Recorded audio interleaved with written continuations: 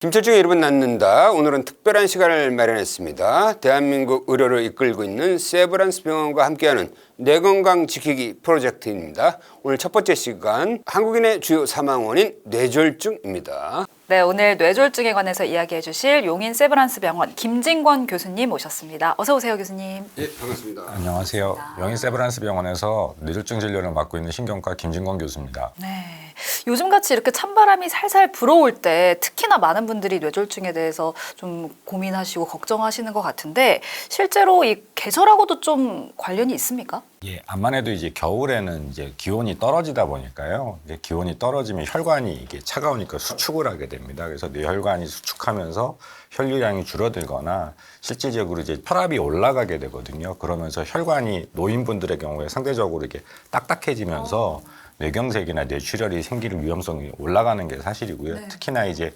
갑자기 기온이 변화가 심할 때 환절기라고 하죠. 그럴 때 좀 더 뇌졸중 위험도가 올라가는 것이 기존 연구들에서 많이 알려져 있고 실제로 응급실에도 많이들 찾아오시는 경우가 있습니다. 뇌졸중이 이제 뇌출혈이랑 뇌경색으로 보통 분류를 하는데요. 네. 뇌출혈은 혈관이 터져서 피가 새는 거고요.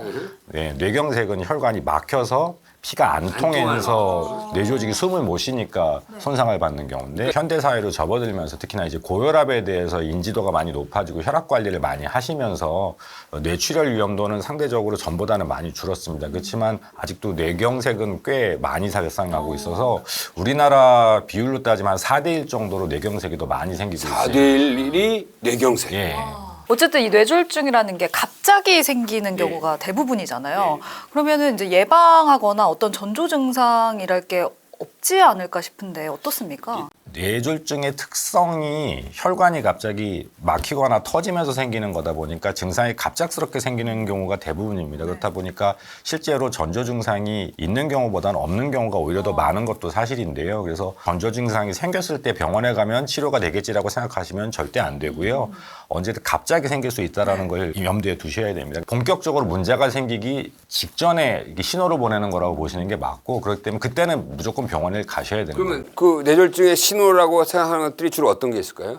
그러니까 제일 대표적인 경우는 한쪽 팔다리가 뭔가 힘이 빠진다거나 감각이 뭔가 무뎌진다거나 평소에 잘 걷던 분이 갑자기 못 걸어 다니신다거나 평소에 그런 정신과적 병력도 없으셨던 분이 갑자기 딴소리를 하시면 뇌졸중인 경우가 꽤 있습니다. 예. 내가 오늘 저기서 밥을 넌 누구냐 뭐 이런 식으로 완전히 엉뚱한 소리를 하거든요. 분명히 안 이랬던 분이 갑자기 이러면 그거는 이제 머리에 문제가 생기신 경우이기 때문에 아니면 극심한 어지럼증이나 두통 같은 것도 전조 증상으로 볼 수 있을까요? 나타날 수가 있습니다. 나타날 수가 있고 특히 이제 뇌출혈 같은 경우는 머리에 피가 고이면서 머리 안에 피가 고이면 당연히 압력이 올라가잖아요. 그럼 머리가 아플 수밖에 없는데 가장 보통 중요하게 말하는 게 이제 벼락두통이라고 합니다. 이제 평소에 전혀 경험해보지 못했던 두통이 갑작스럽게 생긴다면 그거는 꼭 병원을 가셔야 돼요. 특히나 토한다거나 그럼 보통 뇌압이 올라갔다는 뜻이 있고요. 어지럼증도 잘 얘기해 주셨는데요. 갑작스럽게 안 어지럽던 분이 어지러우면서 평소랑 다르게 잘 걸어 다니지 못한다든지 자꾸 쓰러진다든지 하면 뇌 문제일 가능성을 분명히 한 번은 생각해 보셔야 되기 때문에 병원 진료 받으시는 거를 추천드립니다. 뇌졸중은 갑자기 생긴다는 거에 대해서 항상 그 생각을 해 두시는 게 중요합니다. 그러니까 이게 중요한 포인트가 이제 진짜 평소에 경험하지 못한 네, 뇌졸중은 무엇보다 갑자기 찾아오기 때문에 예방을 잘하는 것이 중요하지 않을까 싶은데요. 예방을 하려면 원인을 먼저 알아야 되잖아요. 원인 어떤 게 있을까요? 일단 고령이 가장 크고요. 나이가 많으신 분들에서 많이 생기고 이제 남성분이 좀 더 생기기도 합니다. 그리고 이제 고혈압, 당뇨병, 그다음에 흡연, 고지혈증, 비만, 운동을 좀 못 하신다거나 이게 운동 부족, 그다음에 이제 미세먼지나 이제 우울증 같은 것도 위험인자로 알려져 있습니다. 미세먼지는 어떤 영향을 주는 거예요? 미세먼지도 아직 연구가 좀 많이 필요한 부분인데요. 이게 흡입을 하게 되면 이 폐로 들어갔다가 너무 작으니까 폐포를 넘어가서 폐혈관으로 들어갑니다. 피 안에 섞인다는 얘기고요. 그럼 쉽게 말하면 혈관 내에 이물질이 생기니까 염증 반응을 일으키고 그것 자체가 혈전 형성을 촉진시키는 양상을 보이게 되거든요. 그게 뇌로 날아가거나 하면서 뇌경색을 유발하는 경우도 있고 그런 이제 염증 반응 때문에 그 자체가 또 이제 혈압을 올리게 되고 이런 여러 가지 안 좋은 영향을 미친다고 알려져 있습니다. 우울증은 어떤 영향인 거죠? 우울증 자체의 영향이냐 아니면 우울증을 갖고 계시다 보니까 잘 안 움직이고 특히나 이제 고혈압이나 당뇨병 같은 것과 같이 계시고 계시면은 병원을 잘 안 다니고 그런 위험 인자의 관리를 잘 안 받으시다 보니까 뇌졸중이 잘 생긴다는 이야기도 있고 우울증이 있는 분들도 우울증 치료를 받으시는 경우가 어쨌든 뇌졸중 위험도 측면에서는 더 위험도를 낮출 수 있는 방향이라고 말씀드릴 수 있겠습니다. 이 인간의 몸이라는 게 어때 한 가지로 다 이렇게 영향을 받는 게 아니라 여러 가지 요인들이 얽히고 설켜서 새로운 어떤 질병을 야기하는 거라고 봐야겠죠. 그러니까 그만큼 뇌졸중이라는 게 골든 타임을 놓치지 않는 게 굉장히 중요하지 않을까 싶거든요. 뇌세포가 아쉽게도 이제 다른 신체 기관과는 다르게 일단 손상받게 되면 아직까지 재생이 되지가 않습니다. 그래서 뇌세포는 일단 그 손상됐을 때는 그 후유증이 분명히 남을 수 있는 여지가 있는 질환인데요. 네. 그렇다 보니까 빨리 치료를 해서 손상을 막을 수 있으면 최대한 빨리 치료를 해야 되는데 엄밀히 말하면 뇌졸중은 골든타임이 어떻게 보면 없는 질환이죠. 왜냐하면 쉽게 말하면 이제 물에 빠진 거랑 똑같아요. 사람이 물에 빠져서 꼬르륵 하고 있는데 한 시간까지는 괜찮으니까 한 시간 있다 건져야지라고 생각할 사람 아무도 없을 거 아닙니까? 그냥 빨리 건져서 치료를 해야 되는 것처럼 뇌혈관이 막히거나 해가지고 뇌세포가 손상을 받고 있으면 가급적 병원에 빨리 가야 할 수 있는 치료의 폭도 넓어지고 치료를 했을 때의 예후도 훨씬 좋은 경우가 많습니다. 119에 전화를 해야 되는데 아들한테. 네, 그거 많이 잘못된 경우입니다. 그러니까 119를 부르면 우리나라는 어지간하면 10분 내에 다 도착을 합니다. 특히나 이제 할머니, 할아버님 같은 경우는 이제 밤에 패키 치기 싫다고 119도 잘 연락을 안 하시고 하시는 경우가 많고 아들한테도 미안하니까 하룻밤 지난 다음에 다음날 아침에 전화하시는 아들의 경우가 의사가 많은데 아니에요. 절대 그러시면 안 되고 그러니까 만약에 아들이 그런 상황을 전화를 받았으면 어머니, 아버님 지금 119부터 부르세요. 이거 굉장히 중요한 원칙이에요. 이제 병원에 도착을 했다. 그럼 어떤 치료가 이루어지게 됩니까? 보통 응급하게 CT를 찍습니다. CT를 찍으면 보통 뇌출혈은 CT에서 바로 보입니다. 피가 난 거기 때문에 이제 하얗게 보이는데 뇌경색은 어느 정도 완전히 시간이 지나지 않은 경우에는 CT에서 잘 안 보입니다. 그렇기 때문에 뇌경색이 의심된다 싶으면 그리고 증상이 좀 심하다. 이게 그 큰 혈관이 막힌 것 같다 그러면 보통 혈관 CT 내지는 뭐 MRI를 응급실에서 바로 찍기도 하고요. 이제 막힌 혈관을 뚫어주는 치료가 필요하다 싶으면 시간이나 증상이나 환자의 컨디션에 따라서 정맥내로 약을 쓰기도 하고 아니면 이제 동맥내 치료라고 하는 게 있습니다. 이제 정맥내 혈전 용해술 같은 경우에는 4.5시간 이내에 오시고 증상이 어느 정도 심하다 싶을 때 쓰게 되고요. 피에 섞이면서 이제 전신으로 퍼지니까 몸에 있는 혈전을 녹이는 효과를 기대할 수 있는 거고요.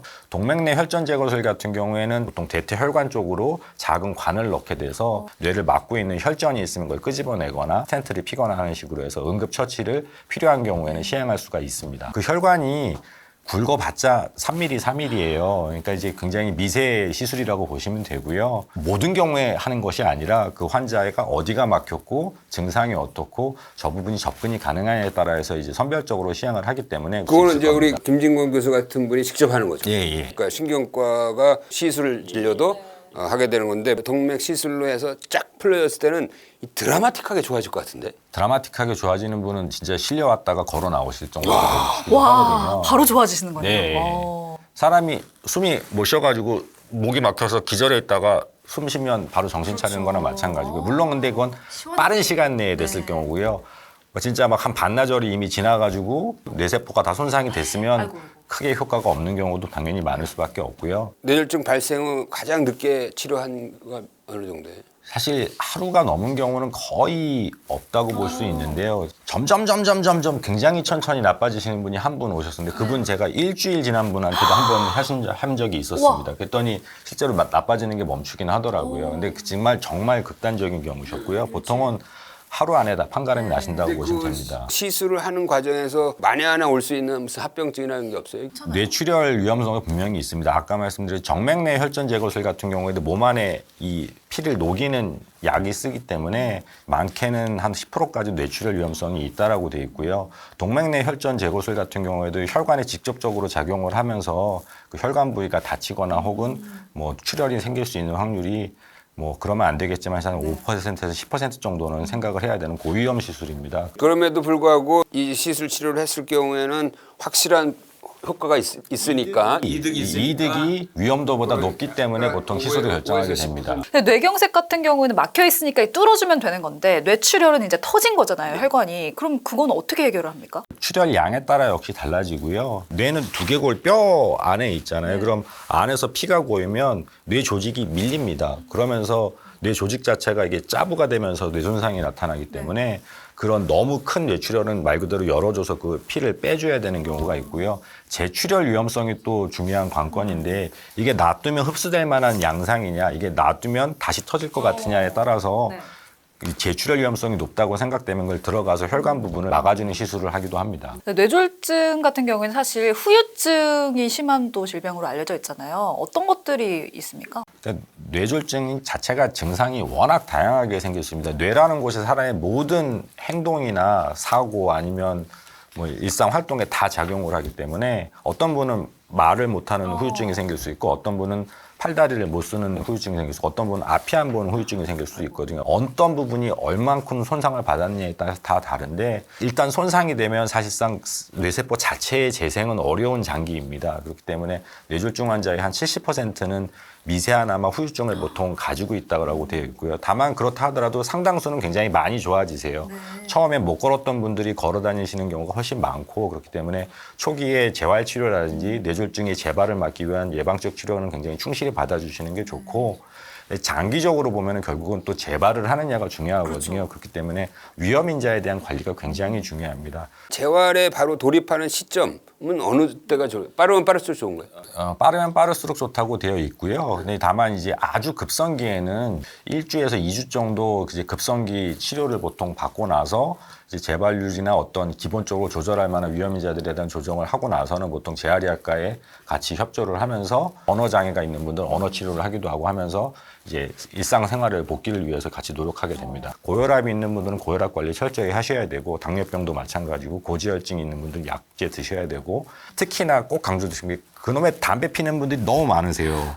담배 핀 분이랑 안 핀 분이랑 그 뇌졸중 확률이 3-4배 차이가 납니다. 그러니까 거꾸로 말하면 담배를 나라에서 안 팔면 저 같은 경우는 굶어 죽어요. 그 정도로 중요한 건데 담배 끊기가 힘드시면 요즘은 나라에서 이제 담배 끊는 프로그램도 많이 그 개발해서 지금 보건소 같은 데서 협조를 하고 있으니까 그런 것도 꼭 같이 상담해 나도 주시면 담배 좋고요. 판매 금지에 찬성. 예. 요새 또 건강 관리를 위해서 식단을 신경 쓰시는 분들 많잖아요. 그러니까 뇌 건강을 위해서 이런 음식만은 피해야 한다. 뭐 이런 게 또 있을까요?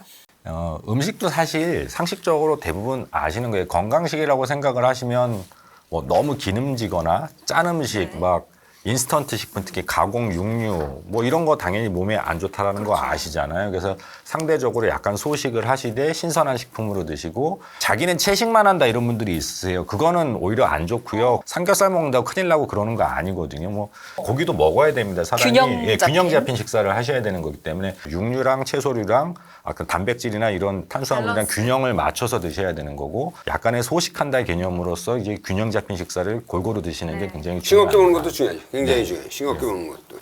요새 뇌졸중 발생에 대한 약간의 두려움 때문에 뇌 MRI나 이 경동맥 초음파 하잖아요.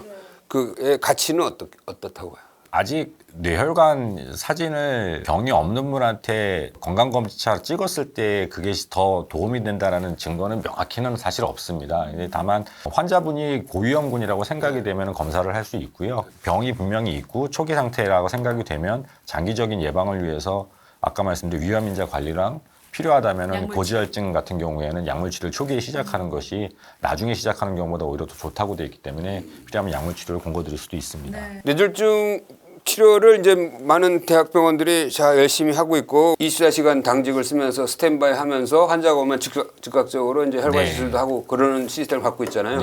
이 세브란스 병원만의 장점, 자랑? 저희 같은 경우에 이제 신경과, 신경외과, 영상의학과가 같이 굉장히 협업적 진료를 하고 있고요. 총 6명이서 지금 가능하거든요. 급하면은 또 여러 명 연락을 해서 응급시술은 다 가능한 한 저희가 커버하려고 노력하고 있습니다. 네, 발생 초기에 무엇보다 빠르게 병원을 찾아야 한다는 점, 그리고 위험 요소를 가지고 계신 분들은 평소에 관리를 잘 하셔야 한다는 점 꼭 기억하시길 바라겠고요. 끝으로 저희 구독자분들께 당부하고 싶은 말씀 있으시다면? 뇌졸중에 대해서 사실 굉장히 관심들이 많고 실제 뇌졸중 환자분들도 많이 계신데 위험인자 관리를 계속 강조를 말씀드렸습니다. 특히나 이제 약을 드시는 분들이 많으세요. 혈압약 많이 드시고 뭐 당뇨병 약도 많이 드시고 아스피린 드시는 분도 많고 근데 그렇게 환자분들이 병원에 오셔서 진료를 보게 되면 자기가 무슨 약을 먹는지 잘 모르세요. 근데 사실 이 약 처방전 요즘은 다 주면은 약 봉다리에 이게 무슨 약이라는 게 다 써 있거든요. 약 봉투째 갖고 오면 제 눈에 보기에도 그냥 하얀 약은 하얀 약이고 빨간 약은 빨간 약입니다. 무슨 약인지 저희도 모르는 경우가 많아요. 이게 네, 맞죠. 워낙 회사가 많기 때문에. 맞습니다. 그래서 다만 그 약 봉다리 보통 겉표면에 무슨 약인지 써 있으니까 그걸 사진이라도 찍어두시고 이게 같이 보여주시면 그 어떤 병을 갖고 계신지 설명드리기도 쉽고 약에 대해서 설명드리기도 쉽습니다. 그리고 특히나 이제 약을 함부로 끊으시는 분들이 있는데 그건 절대적으로 좀 피해야 된다고 말씀드리고 싶고요. 뇌졸중으로 약을 드시는 분들은 그 약을 장기적으로 드셔야 되는 이유가 재발을 방지하기 위해서인데 가끔 이제 발치를 한다거나 뭐 내시경 시술을 한다거나 뭐 수술을 받는다고 하면서 병원에 가시면서 그 약을 며칠 동안 드시지 마세요라고 이제 지시를 받으시는 경우도 있고 어떻게 알고 계셔서 약을 안 드시는 경우가 있는데 그걸 함부로 끊으시면 또 안 됩니다. 이게 이미 혈관이 정말 가느셔서 간당간당하신 분들 같은 경우는 약을 끊을 때도 굉장히 위험도가 높기 때문에 그거는 꼭 그 해당 약을 먹는 주치의 선생님한테 약을 이게 지금 내가 잠시 끊어도 되는지 그리고 끊는 다음에 얼마 동안 끊어야 되는지를 꼭 한번 상담하시고 약을 중단하시는 거를 물어보시는 게 좋겠고요. 임의로 나 이제 건강하니까 멀쩡하니까 한 몇 년 지났으니까 안 먹어도 되겠지 하고 안 드시면 정말로 위험하기 때문에 그런 판단은 반드시 의료진분과 같이 상의를 하시고 약제 상담을 해주시는 거를 꼭 말씀드리고 싶습니다. 3대 퇴행성 뇌질환으로 꼽히는 네. 파킨슨병에 대해서 알아보도록 하겠습니다. 네, 정석종 용인 세브란스 병원 신경과 교수님과 함께 이야기 나눠보겠습니다. 어서 오세요. 안녕하십니까. 자, 파킨슨병이 3대 퇴행성 뇌질환으로 꼽히는데 1년에 보통 몇 명 정도 신규 환자들이 생기나요? 5,000명 정도 생기는 것 우와. 같습니다. 네. 매년. 네. 사실 파킨슨병 많이 들어보긴 했는데 정확히 어떤 질환인지 모르시는 분들이 많을 것 같거든요. 네, 파킨슨병은 그 중뇌 흑질에 있는 도파민 신경세포가 손상이 되면서 2차적으로 기저역에 도파민 결핍이 생기고 이로 인해서 이제 운동장애가 생기는 이제 대표적인 퇴행성 뇌질환입니다. 이게 왜 생기는 거예요? 파킨슨병 생기는 원인은 아직 잘 모른다고 보시면 되는데요. 나이가 이제 가장 강력한 위험 인자이기 때문에 나이가 들면 좀 취약해지는 그런 프로세스들 뭐 예를 들어서 뭐 산화 스트레스라든지 뭐 미토콘드리아 뭐 기능이라든지 좀 되게 복잡하게 여러 원인들이 이제 제시는 되는데 아직까지는 아직까지는 이게 정확하게 생기는 원인을 아직 모르고 있는 상황이군요. 네. 아니 사실 근데 퇴행성 뇌질환이다 보니까 보통 알츠하이머 치매랑 차이점이 뭔가 확실하게 모르시는 분들이 많을 것 같거든요. 그리고 이거 되게 중요하다. 네. 알츠하이머 치매도 좀 오래 앓다 보면 좀 파킨슨 비슷하게 좀 잘 못 걷는 분들도 많이 생기고 실제로 파킨슨병 또한 또 오래 앓으시면 치매가 걸리시는 경우가 되게 많거든요. 뭐 알츠하이머 치매 같은 경우는 기억력 저하 위주의 이제 인지 장애 이게 가장 주된 증상이고요. 네. 파킨슨병 같은 경우는 뭐 서동증, 떨림, 뭐 근강직, 뭐 자세 불안정 이런 다양한 이제 운동 장애가 주된 증상인 퇴행성 뇌질환입니다. 가장 중요한 건 뭐냐면 서동증이라는 게 가장 중요합니다. 서동증이 뭐예요? 서동증이라는 거는 행동이 좀 느려지는 것을 말을 하는데요. 막 목소리도 작아지고 느려지고 뭐 글씨도 작아지고 표정 또한 이제 좀 약간 그 무표정으로 이렇게 바뀌는 경우가 많고요.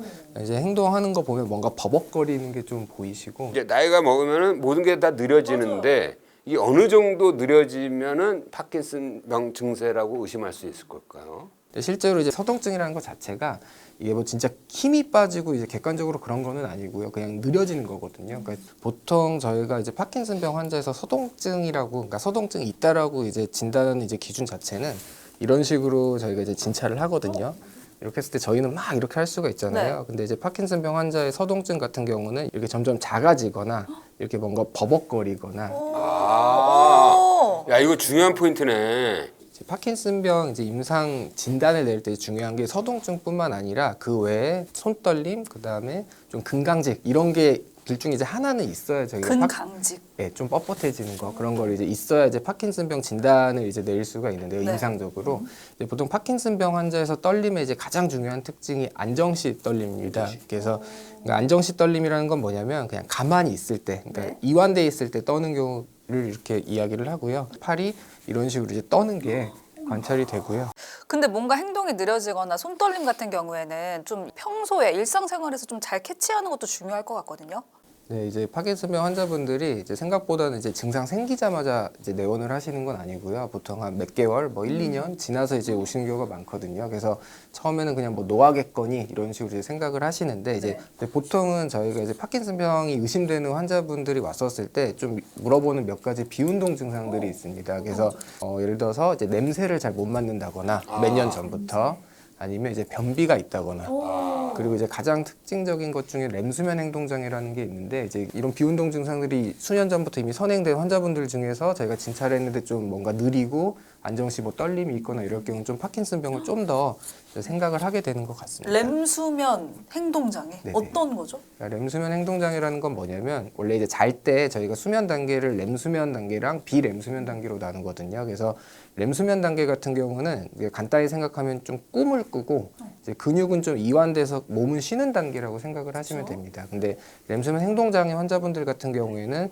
이런 근육 이완되는 게 잘 안 돼서 꿈꾸는 대로 이제 행동을 한다고 생각을 하시면 됩니다. 그래서 꿈에서 이제 보통 싸우거나 이럴 때 막 욕하고 이러잖아요. 그래서 잘 때도 막 욕을 하거나 막 이렇게 발길질하거나 뭐 손짓 이렇게 해서 보통 이제 히스토리 같은 거 들어보면 이제 부인이 자다가 맞고 아니면 이제 본인이 침대에서 떨어지고 뭐 이런 식의 히스토리가 있는 경우가 많습니다. 뭔가 과격하게 잠꼬대하고 좀 행동을 한다 하면 이제 렘수면 행동장애 가능성이 좀 있다라고 네. 좀 봐야 되고요. 그러니까 가족들이 또 잘 살펴보는 것도 굉장히 중요할 것 같은데 말씀해주신 이런 증상들이 나타나서 검사를 받으러 병원에 가면 어떤 검사들이 좀 이루어지게 되나요? 이제 물론 이제 당연히 오시면 저희가 뭐 병력이라든지 뭐 증상, 진찰 같은 걸 이제 하게 되고요. 가장 이제 진단하는데 중요한 검사는 도파민 운반체 관련된 페트라는 영상을 촬영을 하거든요. 파킨슨병 같은 경우는 도파민 신경세포가 죽기 때문에 그만큼 이제 도파민 운반체에 달라붙는 동위원소 양도 이제 줄어들거든요. 그래서 그런 파킨슨 증상이 있는 퇴행성 뇌질환 계열 같은 경우에는 이런 펫을 찍었을 때 뭔가 이상 소견이 이제 관찰이 됩니다. 또 추가적으로 같이 보는 건 뭐냐면 이제 뇌 MRI를 같이 확인을 합니다.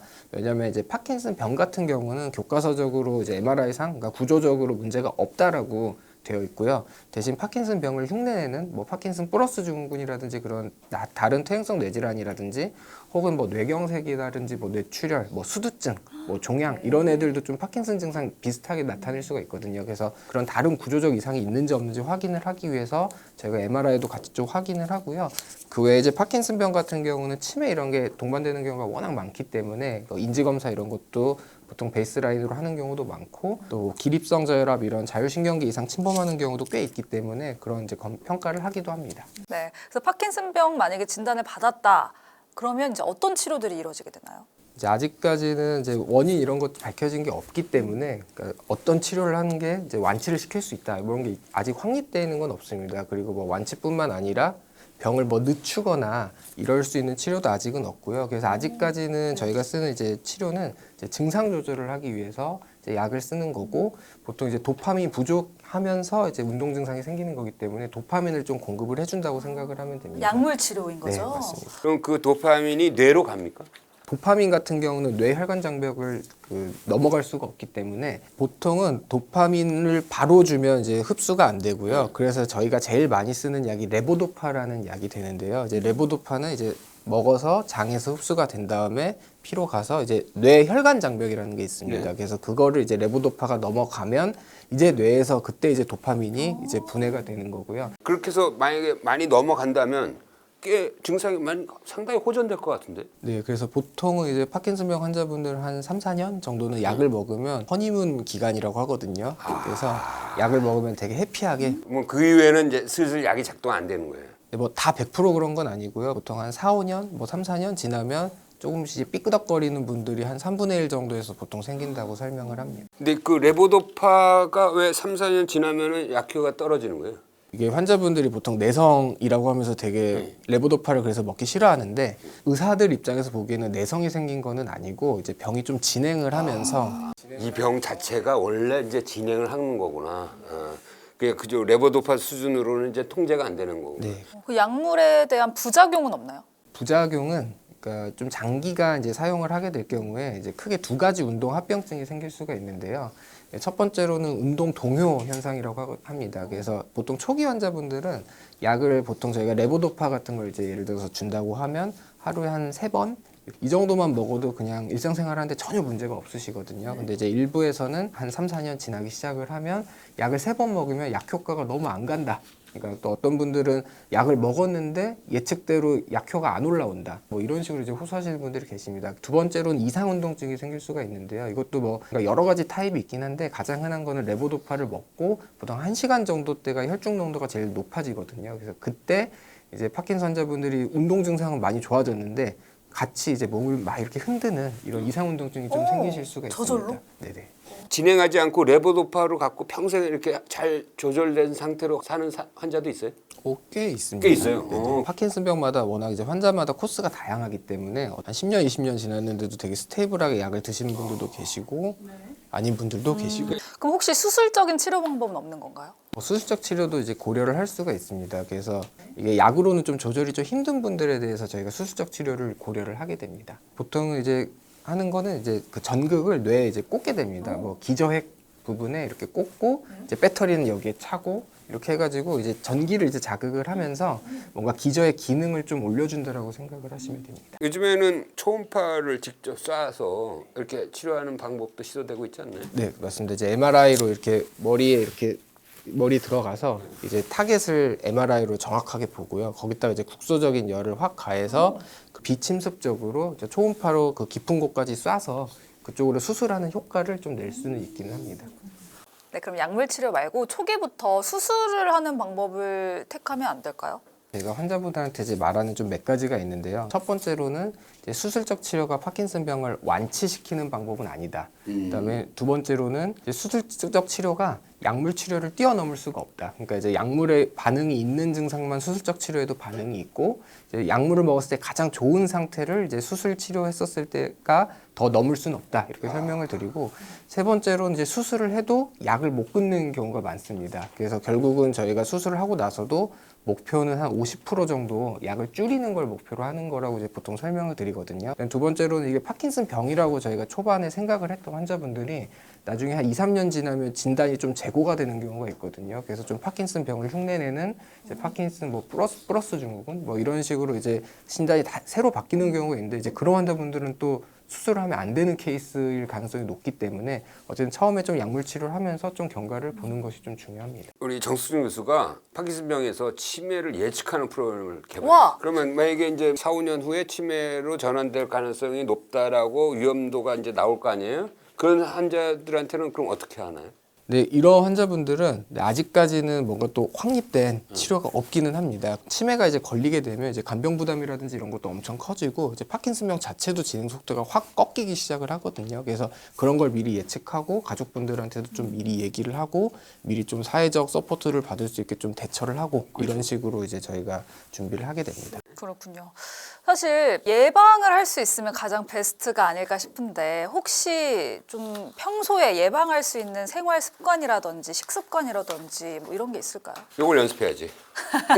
이걸 어쨌든 운동이 예방하는 데 가장 중요한 생활 습관이기는 한데요. 이제 보통 이런 거는 운동이라고 저희가 치질 않고요. 좀 젊을 때부터 좀 어느 정도 강도가 있는 수영, 뭐 달리기, 뭐 자전거 타기 이런 걸 좀 꾸준히 이게 정기적인 운동도 파킨슨병 예방에 효과가 있어요. 뭐 퇴행성 변화가 어쨌든 생길 수는 있는데 이런 퇴행성 변화가 생기더라도 이제 증상 발현까지 뭔가 좀 견뎌내는 그런 거를 좀 힘을 좀 더 이제 늘려준다라고 보통 판단을 하거든요. 근육량하고도 상관이 있을까요? 근육량도 좀 중요합니다. 그래서 노인분들이 이제 근감소증이 좀 많이 동반이 되는데 이제 그런 퇴행성 뇌질환이랑 근감소증이랑 좀 기전들이 좀 비슷하다고 보거든요. 그래서 그런 게 근감소증이 있으면 위험도도 높고 실제로 병에 걸렸을 때도 이제 진행 속도도 훨씬 좀 빨라지게 됩니다.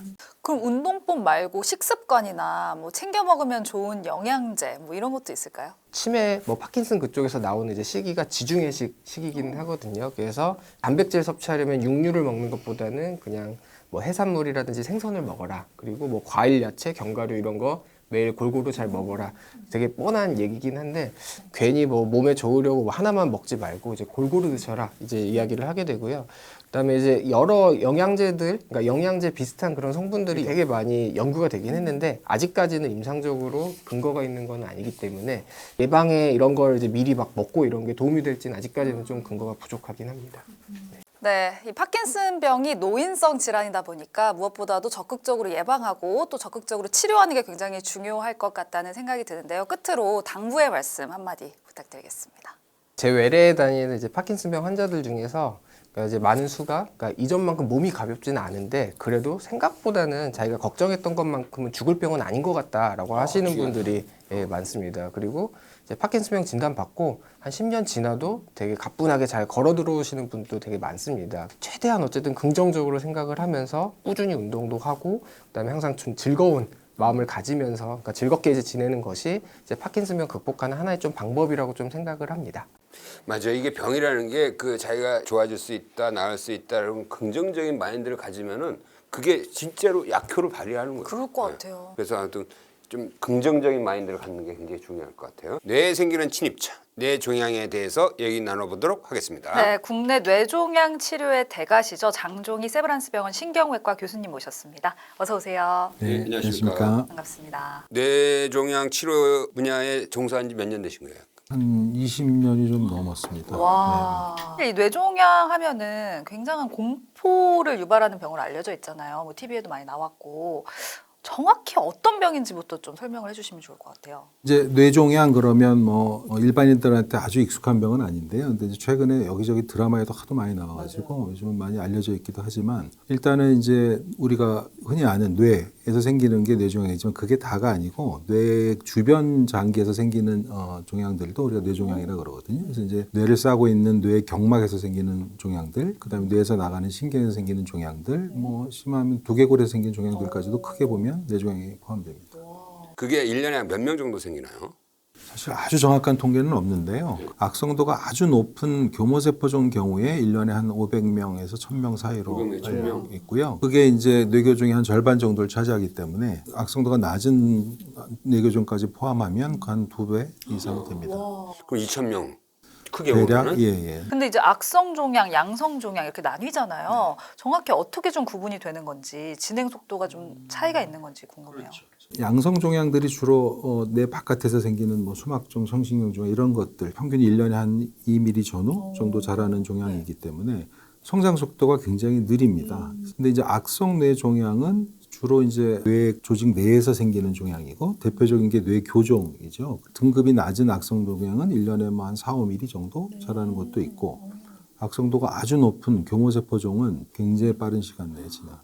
다른 종양들은 이제 우리가 뭐가 있다 그러면 조직 검사를 해서 양성 종양으로 나오면 그냥 지켜보고 악성 종양으로 나오면 뭐 수술을 하거나 이렇게 하지 않습니까? 근데 이제 뇌 종양은 양성이어도 치료를 해야 되는 경우들이 대부분이기 때문에 그럼 증상에도 좀 차이가 있을 것 같은데. 뇌가 뭐가 천천히 자라면 뇌가 적응을 하거든요. 그래서 양성 뇌종양 같은 경우에는 워낙 천천히 자라기 때문에 상당히 커질 때까지 뭐 한 4, 5cm 돼야 증상이 나타날 정도로 굉장히 이제 늦게 나타나는 경우들이 많은데 그러니까 악성도가 아주 높은 교모세포종 같은 경우는 뭐 한 몇 달 안에 생기는 종양이기 때문에 뇌가 적응할 시간이 없거든요. 그러니까 그런 경우는 굉장히 증상도 빨리 나타나고 환자가 급격히 안 좋아져요. 근데 이제 증상이 뚜렷하게 나타난다고 하셨잖아요. 구체적으로 어떤 것들이 있나요? 뇌종양도 뭐 증상이 다양한데 일단 제일 우리가 쉽게 생각하면 종양이 있는 위치에 따라서 이게 뇌다 보니까 예를 들면 운동중추 안에 있으면 뭐 마비가 생긴다든지 언어중추에 있으면 언어장애가 생긴다든지 이제 위치에 따라서 뭐 시력이 나빠진다든지 청력이 떨어진다든지 뭐 안면 마비가 생긴다든지 여러 가지 증상들이 생길 수가 있고요. 특별히 기능이 없는 부위에서 생길 때는 굉장히 또 증상이 늦게 나타나거든요. 그런 경우는 굉장히 많이 커지면 뇌압이 올라가게 되고 그럼 이제 우리가 흔히 생각하는 두통, 그다음에 구토 뭐 이런 게 생길 수 있고 뭐 그 약간 치매 같은 인지 기능 저하가 생긴다든지 그런 게 생길 수가 있어요. 증상을 여러 가지를 말씀해 주셨는데 사실 어지럼증, 뭐 두통 이런 증상 같은 경우에는 일반적으로도 많이 나타나는 증상이잖아요. 맞습니다. 네. 그래서 이게 뇌종양 때문인지 아니면 그냥 단순한 두통인지 차이를 못 느낄 수도 있을 것 같거든요. 사실 이제 보통 우리가 제일 많이 겪은 스트레스성 두통은 긴장성 두통이라고도 하고 하루 종일 스트레스 받다가 이제 집에 가면 이제 저녁 때 지끈지끈 아프고 뭐 이러는 게 일반적이거든요. 그래도 자고 일어나면 좀 개운해지고. 근데 이제 이거는 그거와 달리 오래 많이 자고 일어나면 두통이 굉장히 심해지고 좀 일어나서 좀 돌아다니면 또 오히려 두통이 경감합니다. 그래서 이게 이제 말씀드리기가 굉장히 조심스러운데 이런 말씀을 이제 일반인들이 들으면 그럼 아침에 일어나면 이제 무조건 뇌종양이다 이거. 그래서 이제 오시는 분들이 많거든요. 뇌종양의 상당 환자는 두통이라는 증상을 갖고 있지만 두통을 있는 환자 중에 뇌종양이 있는 환자의 비율은 굉장히 낮습니다. 그러니까 두통이 있다고 무조건 뇌종양을 걱정하는 건 조금 과한 생각이죠. 그 두통의 성격으로 뇌종양 발생을 의심하거나 판단하면 오히려 더 위험한 거죠. 그죠? 그렇죠, 맞습니다. 그러면 이제 치료법도 악성이냐 양성이냐에 따라서 좀 차이가 있을 것 같거든요. 어떻게 좀 다른가요? 맞습니다. 그 양성 뇌종양 같은 경우에는 이제 우리가 이제 완치가 가능한 종양이기 때문에 종양이 이제 크기가 크지가 않고 이러면은 이제 주로 감마 나이프, 뭐 사이버 나이프, 노발리스 여러 이런 방사선 수술로 치료가 가능하고요. 하지만 이제 위치에 따라서 아니면 종양의 크기가 커서 발견된 경우 아니면 증상이 있는 경우에는 수술적 제거가 반드시 필요합니다. 악성 뇌종양은 대부분은 수술적 제거를 하는 게 대부분의 치료고요. 오히려 수술적 치료 후에 방사선이나 항암제 치료가 더 추가로 필요한 경우가 많습니다. 단 악성 뇌종양 중에서 전이성 뇌종양, 우리 다른 암에서 뇌로 전이가 된 경우에는 크기가 작을 때는 감마 나이프 치료나 방사선 치료로도 치료가 가능합니다. 그러니까 이제 수술 외에 감마 나이프나 이런 치료 방식으로 그 종양을 제거할 수 있는 방법이 있다라는 말씀이신 거죠? 네, 맞습니다. 우리가 이제 감마 나이프라는 뭐 사이버 나이프, 노발리스, 뭐 좀 제백스 여러 가지 방사선 수술 장비가 있는데요. 일반 방사선 치료하고 달리 굉장히 고용량의 방사선을 하루 아니면 하루 2, 3일에 이렇게 집중적으로 쏘는 거거든요. 그러니까 대개는 경계가 뚜렷하지 않은 악성 뇌종양보다는 경계가 뚜렷한 양성 뇌종양에 대해서 치료하는 방법이고요. 굉장히 국소적으로 방사선을 집중해서 치료하는 방법입니다.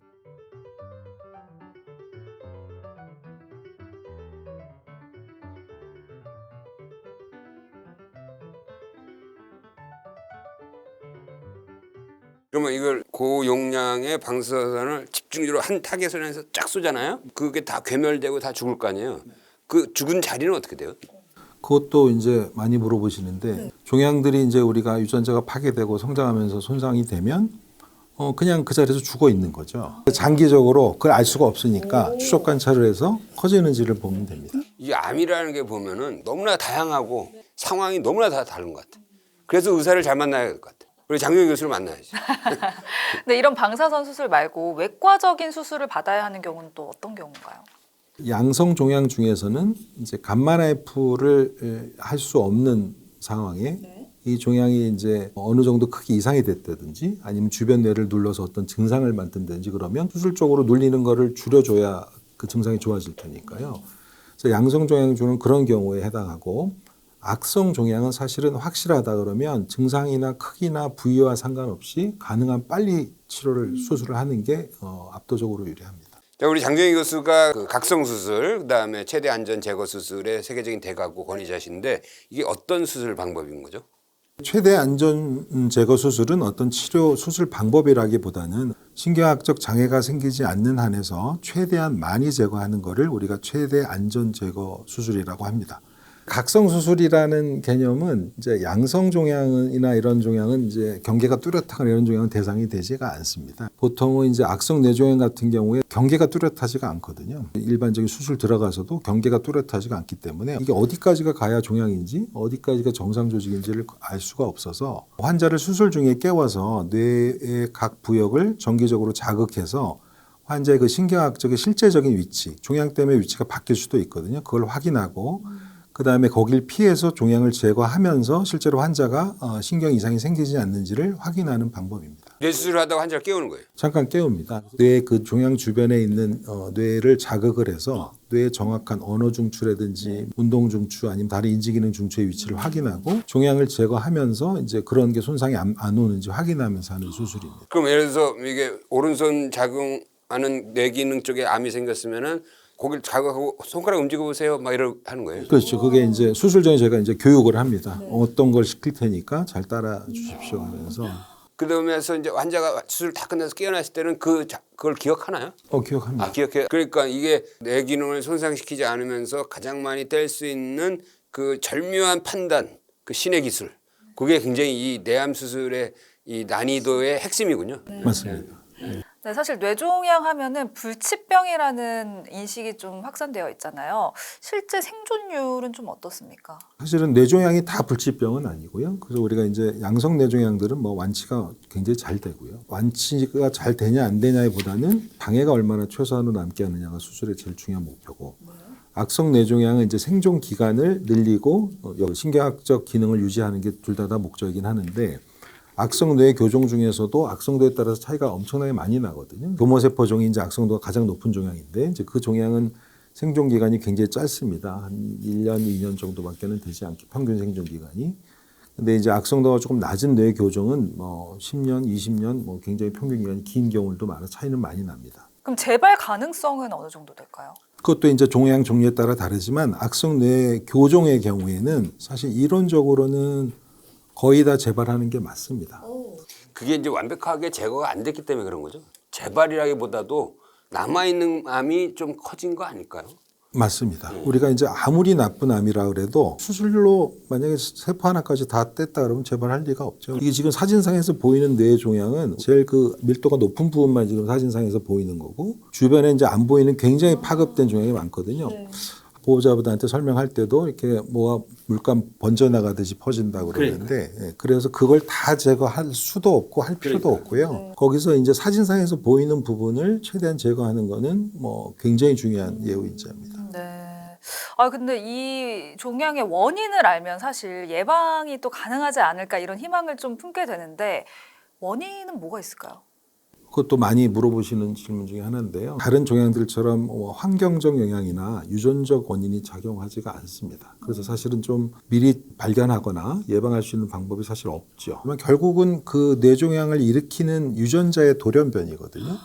그 유전자의 돌연변이가 왜 생기느냐에 가지고 이제 몇 년간 사람들이 많이 연구하고 했었는데 5년, 10년 전에 밝혀진 거 하면은 나이가 들면서 그냥 무작위적으로 하는 거라 이제 노화입니다. 원인이 그 돌연변이 일으키는. 게. 그래서 악성 뇌교종이 나이가 많을수록 빈도가 높아지는 것도 그런 이유죠. 그러면 MRI를 찍어서 발견하는 방법밖에 없겠네요. 맞습니다. 그래서 특히 양성 뇌종양 같은 경우는 이제 빨리 발견할수록 여러 가지 유리한 치료도 선택할 수가 있고 안전한 방법으로 치료할 수 있기 때문에 MRI를 간혹 찍어서 확인하는 게 좋겠고요. 악성 뇌종양 같은 경우에는 그것도 물론 악성도가 아까 높지 않은 종양은 빨리 발견하면 훨씬 유리합니다. 하지만 이제 교모세포종 같은 경우는 미리 발견할 수가 없고요. 물론 미리 발견하면 종양이 조금 작을 때 발견될 테니까 장애는 좀 덜 생기겠지만 전체적인 생존 기간 이런 데는 큰 차이는 없죠. 근데 저는 사실 뇌 MRI를 한 번도 아직 안 찍어봤거든요. 그럼 몇 살 때부터 좀 얼마만큼 자주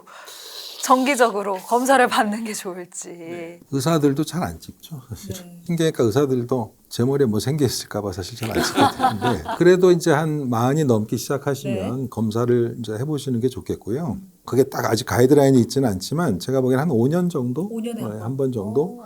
그다음에 이제 머리에 생기는 병이 뇌종양만 있는 건 아니니까 무슨 요즘 동맥류 이런 혈관 질환도 있기 때문에 뭐 MRI나 아니면 MRA라는 혈관 검사를 뭐 같이 해보시는 게 낫겠죠. 아니면 교대로 해보신다든지. 예방법이 없는 만큼 평소에 좀 뇌 건강에 관심을 기울이는 게 굉장히 중요하지 않을까 이런 생각이 들었는데요. 끝으로 저희 구독자 여러분들께 한 말씀 부탁드리겠습니다. 이제 뇌 종양은 이제 우리가 굉장히 겁이 나는 종양입니다. 머리를 뭘 절개해서 제거를 한다라는 말을 듣기만 해도 이제 굉장히 겁나시는 분들이 많은데 사실은 이게 대부분의 우리가 양성 뇌종양이 훨씬 더 많거든요. 그래서 양성 뇌종양들은 다 완치가 될 수 있는 병이기 때문에 가능하면 일찍 발견해서 빨리 치료를 서두르면 뭐 비수술적 치료 방법들도 있고 아니면 수술을 하더라도 굉장히 안전하게 치료할 수가 있습니다. 만약에 굉장히 늦게 발견이 돼서 증상이 많이 있다 하더라도 그 환자에서는 그때가 가장 안전할 때거든요. 최근에 또 여러 가지 조금 유망한 항암제들이 조금 뇌에도 나오는 희소식들이 전해지고 있거든요. 그래서 항암제들이 5년, 10년 정도 지나면은 우리가 이제 쓸 수 있을 가능성이 또 그 안에도 있을 수 있기 때문에 지금 최대한 오래 생존하시게 해서 지금 방법으로 그 재발했을 때는 그때 최선의 치료를 받게 하는 것 그게 치료의 목적인 것 같습니다. 오늘은 머릿속의 꽈리 뇌동맥류에 대해서 알아보겠습니다. 네, 뇌동맥류 수술의 최고 권위자로 꼽히시는 김용배 세브란스 병원 신경외과 교수님 모셨습니다. 어서 오세요. 반갑습니다. 김용배입니다. 자, 뇌동맥류 이 병명을 들으면 이제 뇌에 생기는 병 같긴 한데 많은 사람들이 아직 잘 모를 것 같아요. 자, 뇌동맥류가 어떤 질환입니까? 이 류라는 말이 이제 한자말인데 한자말로 혹이라는 말이에요. 그래서 뇌동맥에 생긴 혹 같은 거죠. 동맥은 보통 이렇게 피가 흘러다니는 튜브 같은 모양인데 그쪽에 한쪽 부분이 약해져가지고 이렇게 혹처럼 부풀은 거, 뇌동맥이 꽈리처럼 부풀어 있는 거를 뇌동맥류라고 해요. 멀쩡한 뇌혈관이 거기에 왜 꽈리가 왜 생기는 거예요, 도대체? 그거를 우리 이제 그 전문가들이 연구를 해도 아직 원인을 잘 몰라요. 혹시 뭐 고혈압 있는 사람 더 많이 생겨요? 뭐 그럴 가능성은 있죠. 상식적으로 그냥 세게 혈압이 가니까 이게 그런 기계적인 혈역학적인 인자들이 기여하기는 하지만 고혈압이 있는 환자들이 다 생기지는 않거든요. 그래서 그게 아마도 유전적 요인도 있을 거다. 가족력이 영향을 주나요? 가족력이 영향이 있어요. 영향이 있는데 한 분 정도 계시는 걸로 저희가 강력하게 권고하지는 않고 직계 가족, 부모, 형제, 자매 중에 두 명이 있으면 그러면은 꼭 검진을 해보라고 강력히 권고합니다. 호르몬 영향도 있을 거다. 왜냐하면 여자분이 남자들보다는 조금 더 많이 생겨요. 몇 대 몇이에요? 조금 더 많이 생겨. 한 20-30%가 더 많이 생겨요. 그래서 그건 아마 호르몬 영향일 거다. 이렇게도 보고 아주 드물게는 외상 때문에 생기기도 해요. 결론적으로는 어느 딱 한 가지 원인 때문에 생긴다라고 꼬집어 얘기하기는 정확하게는 알 수가 어렵다. 없다 아직. 그러면 우리나라 인구의 약 몇 퍼센트 정도로 보나요? 제가 한 2-3년 전 데이터를 한번 찾아보니까 작년에 뇌동맥류라는 코드로 진단받은 환자들의 수가 한 16만 명 됐던 거예요. 와, 상당한데요? 와, 조그만 소도시 인구네. 우리 계용배 교수님이 본 뇌동맥 중에서 제일 큰 건 몇 센치? 어휴, 제일 큰 거는 아이 주먹만한 것도 있어요. 와, 주먹만 하다고. 주먹만 한. 그럼 그 정도 되면 어떤 증상이 좀 있지 않을까 싶은데. 그러니까 작은 거건 큰 거건 뇌동맥에 증상 없을까요? 뇌동맥류는 파열되지 않은 상태에서는 거의 증상이 없어요. 그게 파열이 돼서 뇌출혈로 이어져야 비로소 증상이 생깁니다. 그렇게 큰 거는 증상이 있죠. 뇌를 압박하기도 하고 뇌신경을 압박하기도 하고 그래서 그거는 이 거울 보는 한쪽 눈이 이렇게 떨어져요. 한쪽 눈이 이렇게 감겨요. 거울 보는데. 예, 다른 데는 아무 아픈 데도 없는데 한쪽 눈이 이렇게 감겨.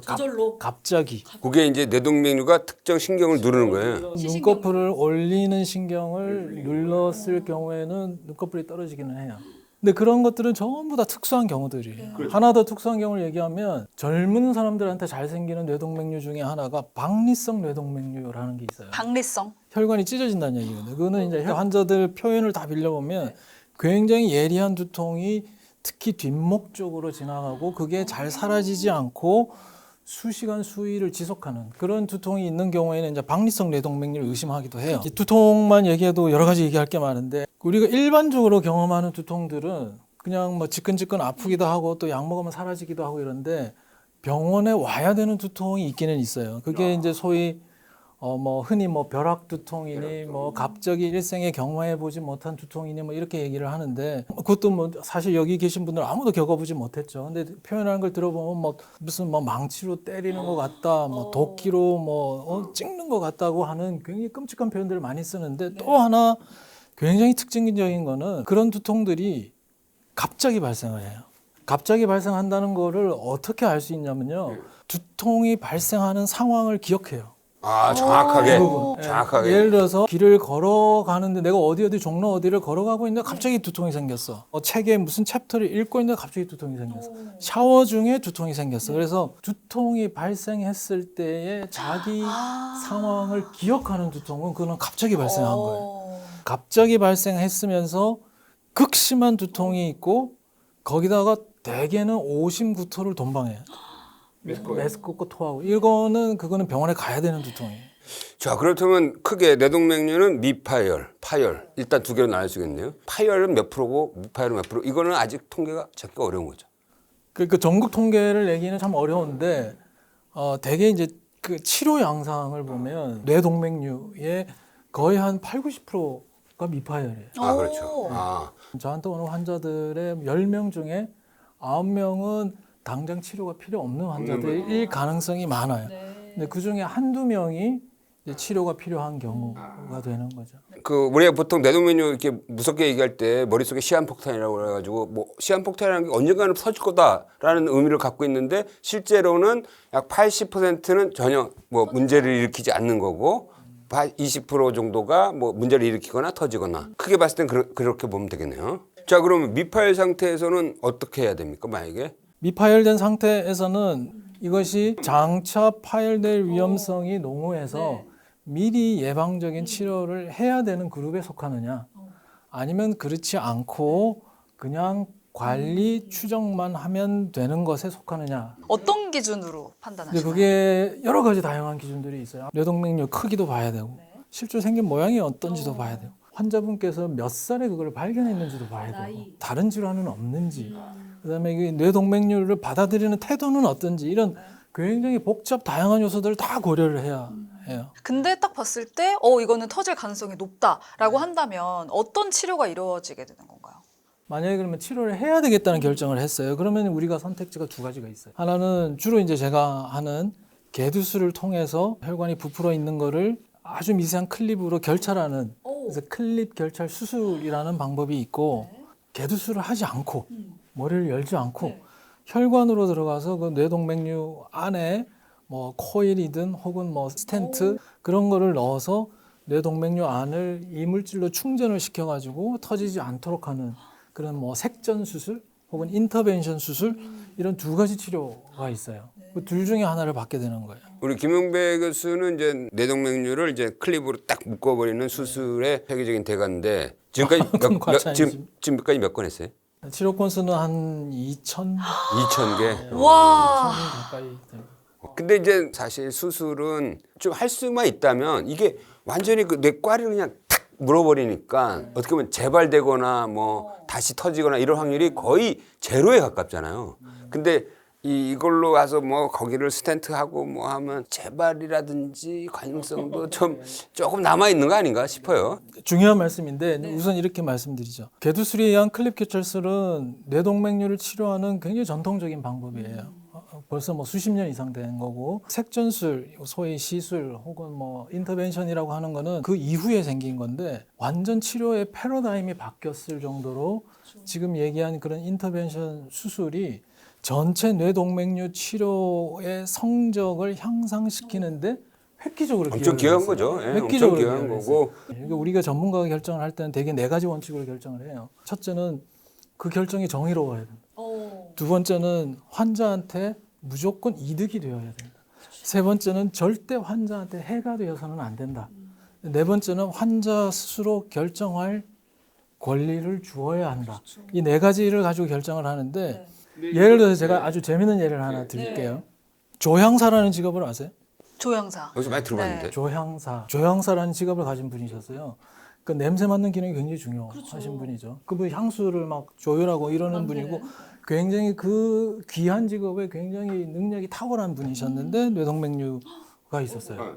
환자가 그래서 나는 완벽한 치료를 원해. 그런데 어떤 특정 위치의 뇌동맥류는 수술 이후에 후각에 장애가 생기는 치료 그런 위치가 있어요. 그런 위치에 마침 그 뇌동맥류가 있는 거예요. 이거 딜레마네. 그죠, 딜레마네. 그래서 이럴 때는 이제 전문가의 이제 결정이 필요한 것이죠. 이제 그분은 이런 여러 가지 전문적인 소견, 또 상담, 또 설득 이런 걸 통해서 결국은 인터벤션을 했고 지금도 훌륭히 조영사입니다. 와, 정말 다행이네요. 지금까지는 이제 미파열에서 어떻게 치료를 할 것이냐, 경과를 볼 거냐 했고 이 사람이 터져서 병원에 왔어요. 네. 그때도 똑같은 방식인가요? 파열된 경우는 완전히 상황이 다릅니다. 이건 전혀 전조 증상이 없이 파열되기 때문에 파열되는 순간 병원에 오지도 못하는 경우가 10명 중에 한두 명까지도 돼요. 그다음에 이제 병원에 와서 치료를 이제 받게 되는데 나머지가 이미 이제 머리 안에 피가 퍼져 있기 때문에 중환자실에서 집중 치료를 시작해야 되는 건 물론이고 이미 터졌잖아요. 이미 터진 상태로 있기 때문에 이거는 다시 터질 확률이 매우 높아요. 수일, 수개월 안에. 그래서 다시 터지면 치사율이 뭐 7, 80% 이상 올라가기 때문에 어디서 터졌는지를 찾아서 막는 치료를 해야 돼. 근데 그게 굉장히 어려운 일이고. 이게 이 치료의 핵심이네. 그렇죠. 그게 첫 시작이에요. 그 파열된 뇌동맥류를 치료할 때는. 그 다음에는 이제 그 출혈이 퍼져 있으니까 그 출혈로 인해서 손상받은 뇌가 회복할 때까지 집중 치료를 해야 돼요. 근데 그런 것들을 모두 다 겪어내야 비로소 회복을 할 수가 있는 거예요. 하여튼 그렇다면은 뭐 최악의 경우를 대비해서 일단 대학병원급 응급실로 가야겠네.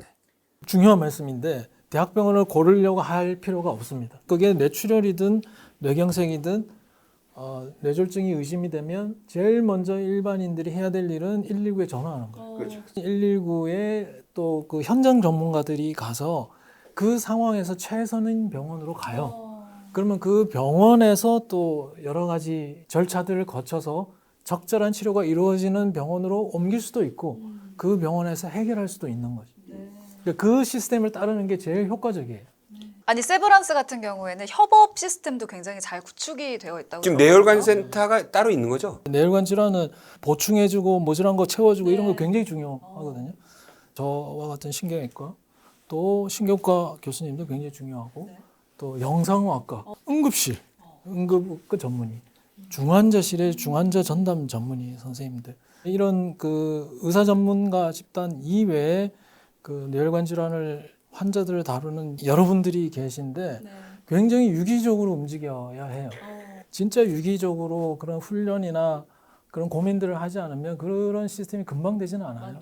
이건 좀 전문적인 얘기인데 그 요즘에 보면은 이제 뇌혈관 MRI 찍고 이 사람이 뇌동맥류가 이렇게 터질 위험도를 분석해주는 AI도 나와 있고 막 그런데 그 전문가들은 그거 좀 믿어요? 어디서 보셨는지는 모르겠지만 그 굉장히 중요한 질문이신데 뇌동맥류는 다양한 얼굴을 갖고 있고 다양한 운명을 갖고 있어요.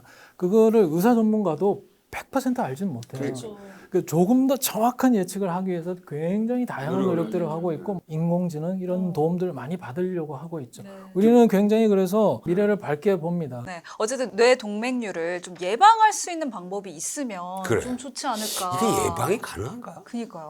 이 원인을 잘 모르기 때문에 근본적으로 뇌동맥류가 생기지 않게 하는 방법을 전문가로서 권할 만한 내용은 없어요. 없는데 또 크게 보면 뇌혈관 질환이 결국은 노화 현상과 연관이 되어 있고 뇌졸중이라는 큰 카테고리의 병 안에 있는 거예요. 뇌동맥류. 그래서 뇌혈관의 좋은 뇌혈관의 건강을 지키는 모든 노력이 결국은 뇌동맥류가 발생하지 않게 하는 뇌동맥류에도 좋은 것이다. 내용이 될 수가 아니 당연히 일리가 있네요. 네.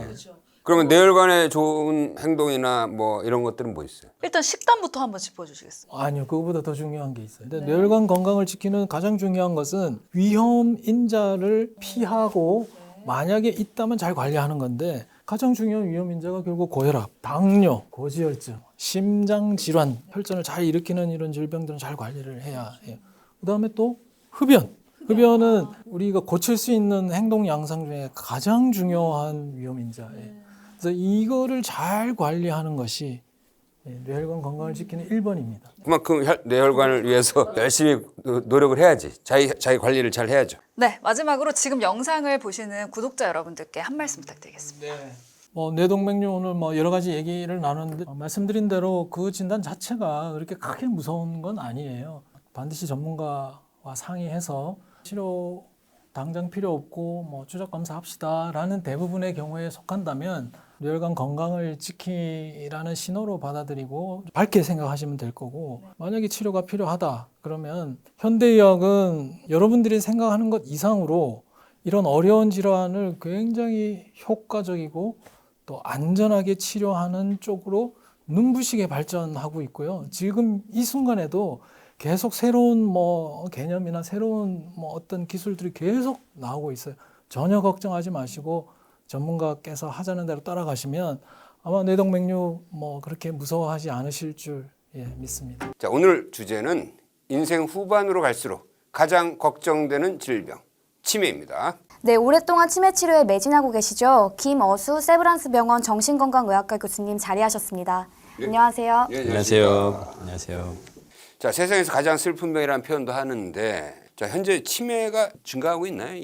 노인 인구가 늘어나다 보니까 치매 환자가 늘기도 하는데요. 65세 이상에서는 10% 정도가 지금 치매 유병률이에요. 그렇게 많아요? 네. 85세면은 그냥 두 명 중에 한 명이다 이렇게 생각하시면 됩니다. 네. 사실 치매라는 게 이제 많은 사람들이 이게 병명으로 알고 있는데 실제 병명은 아닌 거죠. 그렇죠. 치매는 인지 기능 상태가 어떤 상황인지를 이제 설명하는 거고요.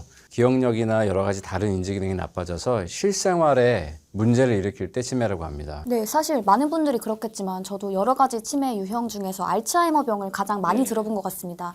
각각 원인별로 치매 환자의 비율이 어떻게 될까요? 예, 보통 노년기에 생기는 퇴행성 치매는 크게 4가지 정도로 보는데요. 제일 흔한 게 알츠하이머 치매, 혈관성 치매, 루이체 치매, 그리고 전두축지엽 치매 이렇게 4가지로 크게 나뉠 수 있습니다. 보통 알츠하이머 이제 제일 흔하다고 하는데 알츠하이머 환자가 한 70%, 그다음에 혈관성 치매가 40%, 또 루이체 치매 40%, 5에서 10% 정도가 전두축지엽 치매 이렇게 얘기를 하는데요. 제가 말씀드린 이 숫자가 100이 넘잖아요. 내가 그 얘기 하려고 그랬어.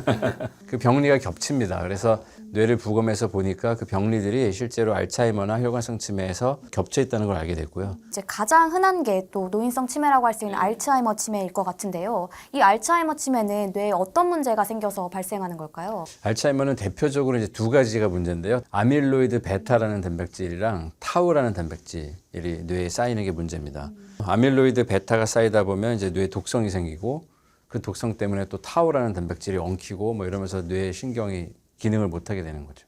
아, 이것도 그러면은 아밀로이드 베타만 쌓여서 오는 문제가 아니고 타우라는 단백질이랑 같이 막 달라붙고 이렇게 엉키고 막 이래서 그 뇌조직이 손상되는 거군요.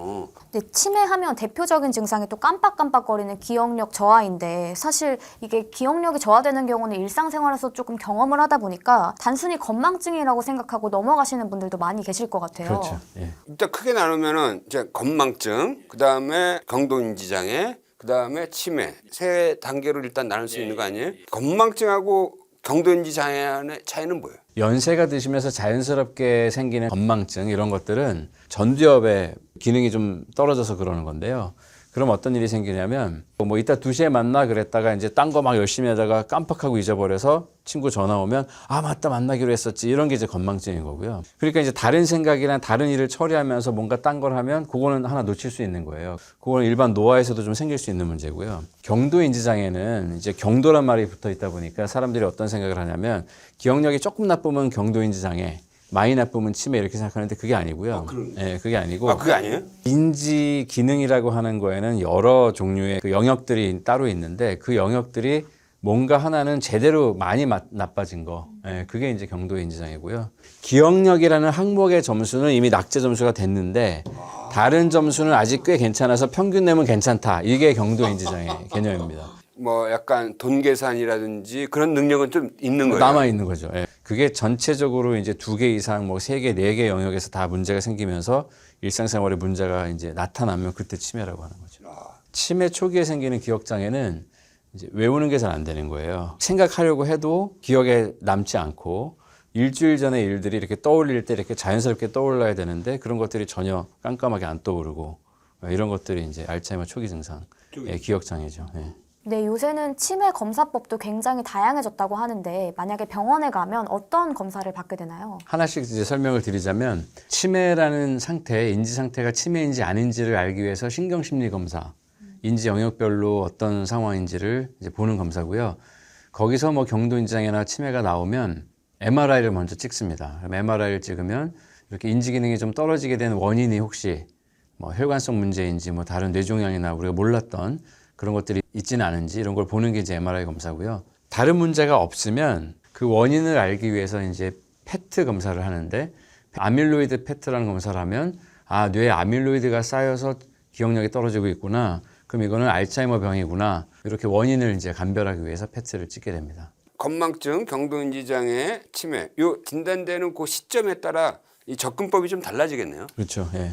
이 사람이 경도인지 장애 아니고 그냥 단순 건망증이라고 그러면은 특별한 치료를 안 하는 거예요. 지금은 이제 특별한 치료법도 없고 이게 정상 노화일 수도 있잖아요. 그러니까 그 뇌 기능 자체가 건강하게 뇌 노화가 더 진행되지 않게 하는 생활 방식, 뭐 운동이라든지 뭐 식이 이런 것들을 조절하는 방식으로 이제 좀 이렇게 운동도 열심히 하시고 네. 머리 쓰기도 많이 하시고 네, 뭐 그렇죠. 약간 예. 사회생활도 열심히 하시고. 예. 그럼 경도인지 장애는 어떻게 합니까?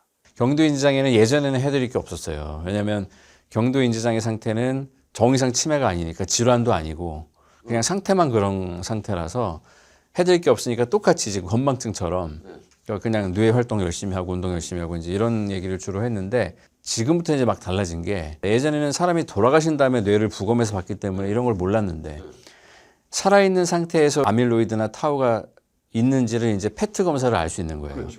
그래서 경도인지 장애 상태는 아직은 그래도 치매는 아니니까 괜찮겠지 그러고 페트를 찍어봤더니 이미 아밀로이드가 꽉 쌓여 있는 거예요. 그러면 이제 아밀로이드를 없애면 조기 치료가 되는 거죠. 그래서 경두인지장애에서 아밀로이드가 만약에 있으면 항아밀로이드 항치 치료를 이제 할 수 있는 시대가 열린 겁니다. 이제서야. 그렇다면 치매 단계에서 치료하는 것보다 훨씬 더 좀 예후가 좋다고 할 수 있겠네요. 그럼요. 예, 예. 아밀로이드가 뇌에 쌓여서 뇌세포를 파괴할 거 아니에요.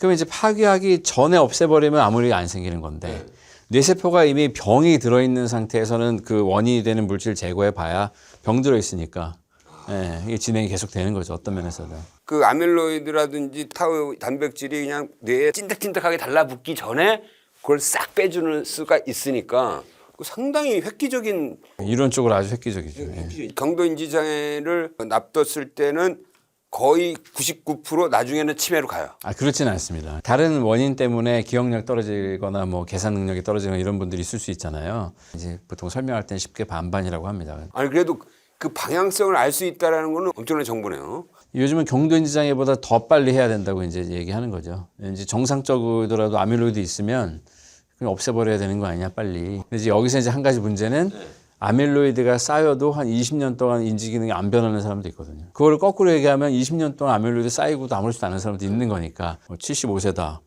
그럼 95세까지 아무렇지도 않을 수 있는 사람한테 비싼 항체 치료제를 줄 것이냐 이게 문제죠. 그래서 이제 아밀로이드가 있어도 그 중에 또 진행이 빠른 사람 아닌 사람을 감별해내야 되는데 그런 것들이 요즘 이제 뭐 데이터들이 축적되고 있습니다. 그래서 그런 것도 아마 이제 곧 임상에서 적용해서 현장에서 아마 쓰게 될 것 같습니다.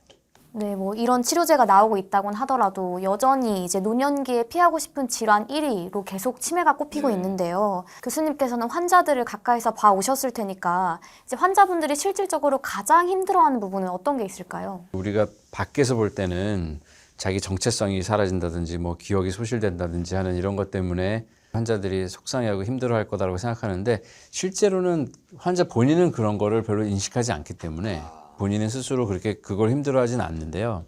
더 큰 문제가 뭐냐면 이분들이 이제 환자들이 힘들어하는 거는 가족들이 그렇게 된다는 가정하에 사회생활에서 아예 딱 배제시킨다든지 아니면 뭐 자꾸 막 테스트 막 아침에 뭐 먹었지 막 이렇게 그러니까 이분들은 갑자기 난데없이 진단을 받은 이후에 생활이 확 위축이 되고 가족들이 막 너무 그 불안이 높아져서 막 제한하고 못 만나게 하고 막 밖에 못 나가게 하고 막 이런 경우도 간혹 있습니다. 이제 그런 경우에 되게 힘들어 하고요. 치매라는 진단이 있다는 사실만으로 갑자기 이제 자녀들 사이에 이제 재산 싸움이 일어나는 경우가 치매 진단 받았으니까 판단이 없는 거 아니냐 그러니까 이거는 이제 재산 관리 내가 하겠다. 그럼 왜 네가 하냐 이러면서 싸우고 뭐 이런 일들이 종종 일어나는데 그럴 때 그걸 보고 있는 이제 부모님은 정말 중증 말기 치매면 뭐 그러거니 말거니 감각이 없으실 텐데 사실 초기 치매라서 그런 거 자녀들이 이렇게 재산 때문에 싸운다는 거 다 알지만 거기다 또 자녀들한테 화낼 수도 없고 그러니까 그걸 혼자서 감내하고 그런 경우들이 사실 꽤 있습니다. 예.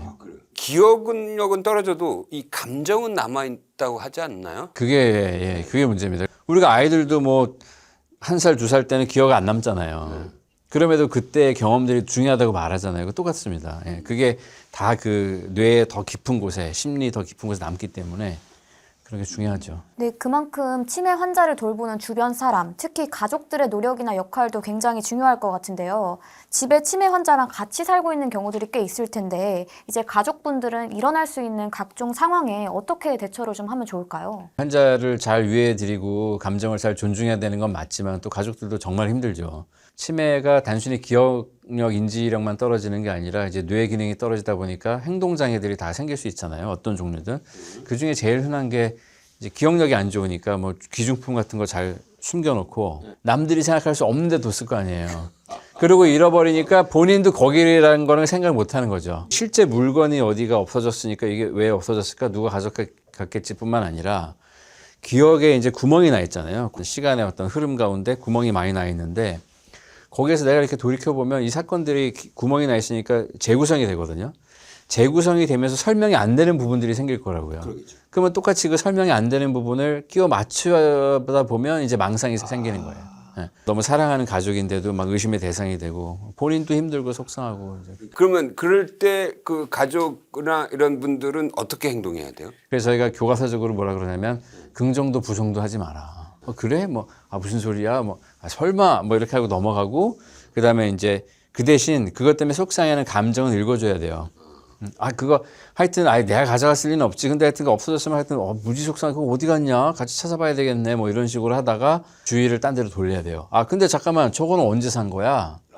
저 화분은 언제부터 있었던 거지? 뭐 이런 식으로 해서 그래서 이제 그런 어떤 의심이나 망상이 생길 때는 대체로 처음에는 그게 아니라는 걸 논리적으로 막 설명하려고 그래요. 내가 논리적으로 설명만 잘하면 이 사람이 설득될 거라고 자꾸 느끼거든요.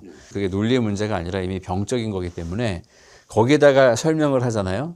그게 왜 틀렸는지. 그러면 그 틀린 게 또 틀렸다는 걸 만들어내는 논리가 더 세집니다. 그래서 불에다가 기름 붓는 거랑 똑같아요.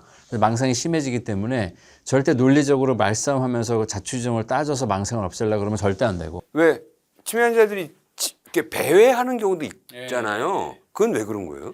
예를 들면 주무시다 깨면 낯선 거예요, 이 집이. 그럼 제가 예를 들어서 지금 갑자기 이렇게 잠깐 졸다 깼는데 여기가 어디지? 이러면 당연히 일어나서 나갈 거 아니에요.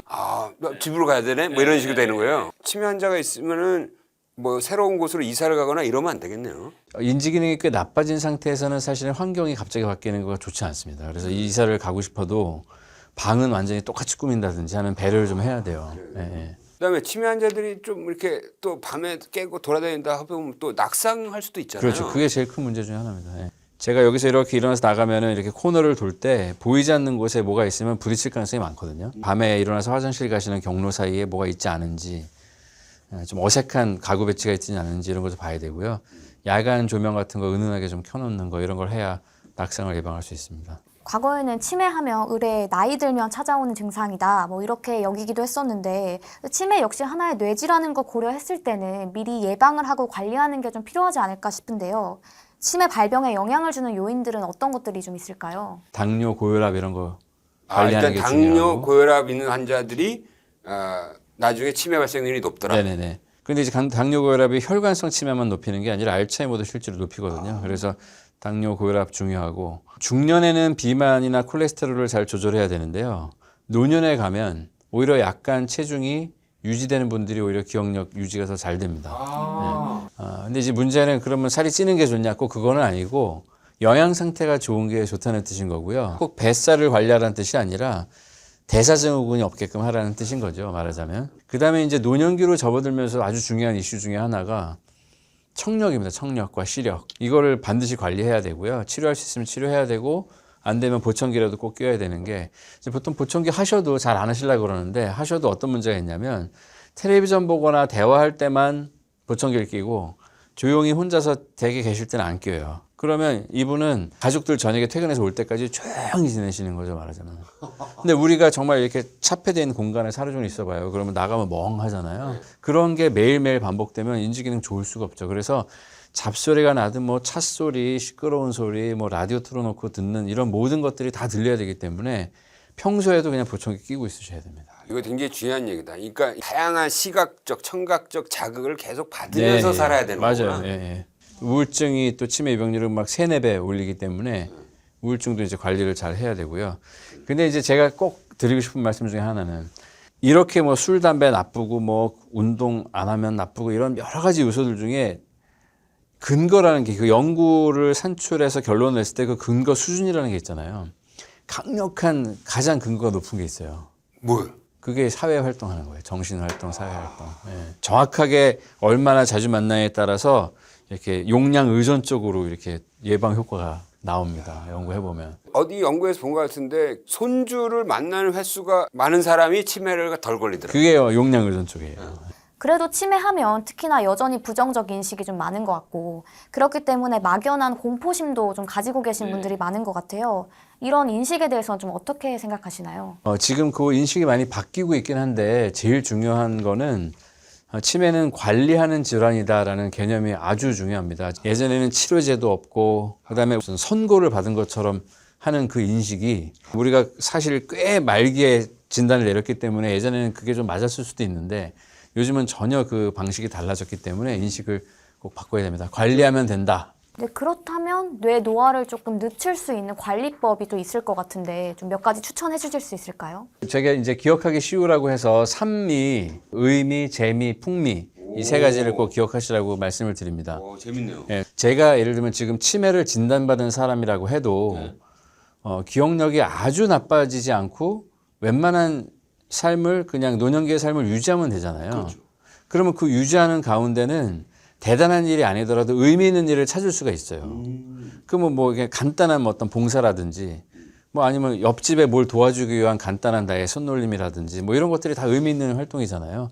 이런저런 게 다 어려우면 그냥 가만히 기도도 할 수 있고 그런 의미를 찾아서 시간을 보내시는 것들을 통해서 뇌 활동을 계속하는 것들이 이제 그 자체가 이미 치매 예방 또 치매 늦추는 방법 중에 하나고 근데 이게 의미만 찾다 보면 사람이 피곤해지고 이제 막 지치고 그러기 때문에 꼭 재미를 거기 같이 재미있는 것 중에 의미 있는 걸 찾으셔야 되고요. 풍미는 이제 앞에도 얘기가 나왔지만 잘 드셔야 된다는 겁니다. 그러니까 어르신들이 입맛이 떨어지니까 아유 뭐 이러면서 조금씩 드시고 뭐 그러거든요. 근데 이제 그러면 뇌 기능은 살이 조금씩 빠질 때마다 뚝뚝 떨어져요. 네, 그래서 꼭 잘 드시고 자, 그 풍미 그중에서 그럼 어떻게 먹어야 잘 먹는 거예요? 잘못 드시는 것 중에 하나가 그냥 배고픈 것만 때우는 거. 그러니까 이제 뭐 그런 식으로 하면 절대 안 되고요. 항상 부족하고 흡수가 잘 어려운 게 단백질입니다. 그래서 단백질을 챙겨 드셔야 되는데 그래서 생선, 고기, 두부, 계란 이런 것들을 통해서 콩 어떤 식으로 통해서라도 단백질을 좀 많이 섭취하셔야 됩니다. 그럼 마지막으로 이 영상을 보고 계시는 저희 구독자 여러분들께 말씀 한마디 부탁드립니다. 제일 중요한 거는 인식의 변화가 정말 중요합니다. 그 치매가 요즘 조기 진단하기 때문에 치매라는 진단명을 들으셔도 그게 아주 심각하거나 비극적인 상태를 의미하는 게 아니거든요. 그래서 이것들이 관리가 빨리 되기 시작할수록 여생이 무난하게 잘 진행될 수 있어서 관리를 잘 해나가겠다 이런 생각을 가지시면 빨리 진단받거나 뭔가 치료를 시작하는 거에 두려움 없이 하실 수 있을 거라고 생각합니다.